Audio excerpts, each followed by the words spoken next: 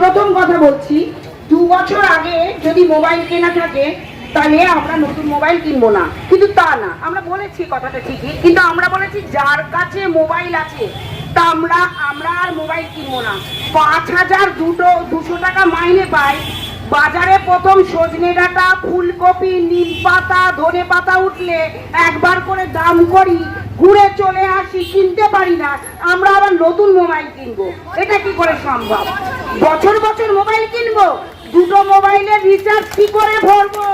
কোথায় পয়সা? 5,200 টাকায় লোকে বলে জল গরম হয় না। আমার সন্তান, আমার হাজবেন্ড নেই, আমার সন্তানকে আমি মানুষ করছি, পড়াশোনা করাচ্ছি, কোথায় পাবো? আমি খাবো, ছেলে খাবে, না মাকে খেতে দেবো? কি করে চালাবো আমরা? আমাদের কথাটাকে কেউ ভেবেছে একবারও?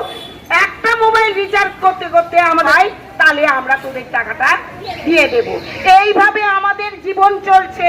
আমাদেরকে এই ধরনের প্রহসন দেখিয়ে টাকা দেওয়ার কি মানে হয়? না দিলেই তো পারতেন দিদি, না দিলেই তো মাননীয়া পারতেন। আমি ওনাকে সম্মান জানিয়ে বলছি, আমরা মোবাইল যাদের আছে তারা কিনবো না, যাদের নেই তারা কিনবো। আমাদের রিচার্জের টাকা বাড়ানো হোক। সারা ভারতবর্ষে 200 টাকা কোথাও কোনো কোম্পানির ফোনে রিচার্জ হয় না, কোনো সিমে রিচার্জ হয় না। আমাদের 200 টাকা দেওয়া হয়, এবং সেই 200 টাকাটা একবার মানে 3 মাস 4 মাস পর দেওয়া হয়।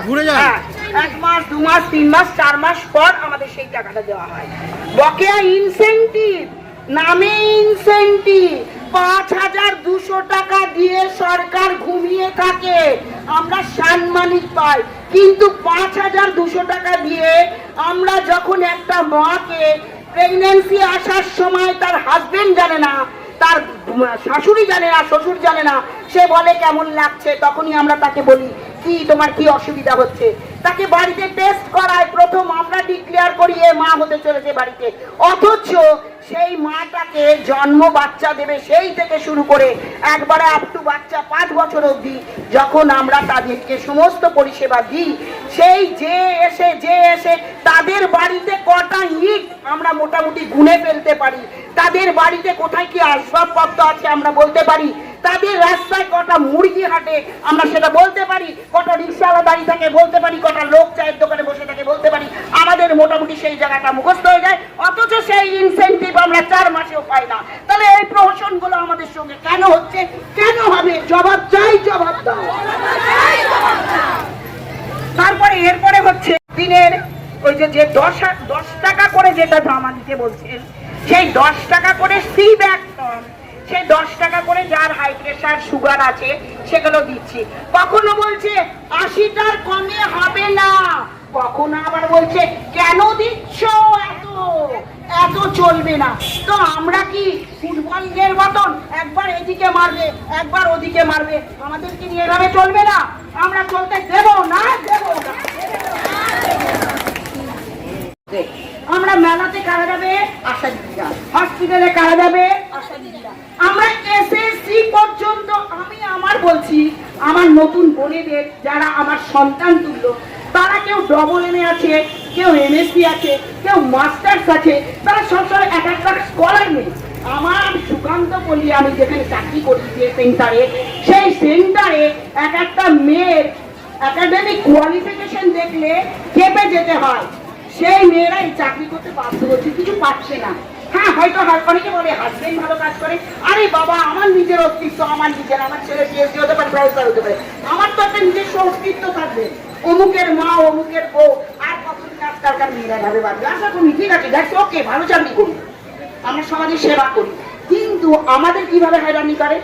এসএসসির পরীক্ষা দেবে 7 তারিখ আর 14 তারিখ, 2 দিন ছিল 2025-এ। সেই এসএসসির পরীক্ষাতে কারা দিতে যাবে? আশা দিদিরা দিতে যাবে। কি দেখতে যাবে? প্রেগনেন্ট মাদার যদি অসুবিধা হয়, নারী টিপে কেউ বুঝতে পারবে তার হার্টবিট কত, বাচ্চার হার্টবিট চলছে কিনা, মায়ের হার্টবিট ঠিক আছে কিনা, মায়ের প্রেশার আছে কিনা।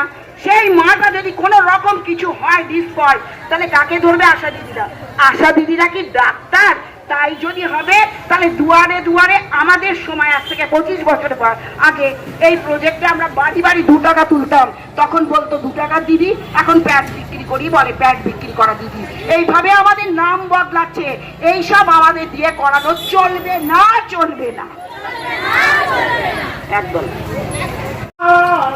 We shall overcome, we shall overcome someday. Oh, deep in my heart, I do believe we shall overcome someday. আমরা করব জয়, আমরা করব জয়, আমরা করব জয় নিশ্চয়। Oh, deep in my heart, I do believe we shall overcome someday. আমরা সবাই একসাথে, এক মুঠে, একসাথে বলছি, আমাদের নিয়ে এই ধরনের প্রহসন করা চলবে না, চলবে না, আমাদের নিয়ে এই ধরনের সমস্ত ধরনের কাজ করানো চলবে না, চলবে না। এই বলে আমি আমার কথা শেষ করছি। আমার সমস্ত সন্তান তুল্য বোনেদের ভালোবাসা আন্তরিকতা দিয়ে জানিয়ে, আমার বান্ধবীদের শুভেচ্ছা জানিয়ে আমি আমার কথা শেষ করছি। আরো যদি কিছু বাকি থাকে, আমার বাচ্চা বাচ্চা মেয়েরা, অনেক ছোট ছোট মেয়েরা, তারা অনেক শিক্ষিত, অনেক ভালো, তারা আসুক এগিয়ে। আমি চাই তাদের মুখটাও দেখুক, এই পুরনো মুখটা বারবার কেন দেখবে? নতুন মুখ উঠে আসুক, নতুন কেউ আসুক, নতুন কেউ যুক্ত হোক, নতুন কেউ কথা বলুক। এই বলে আমি আমার কথা শেষ করছি। আমার নাম আমার নাম স্বপ্না সান্যাল।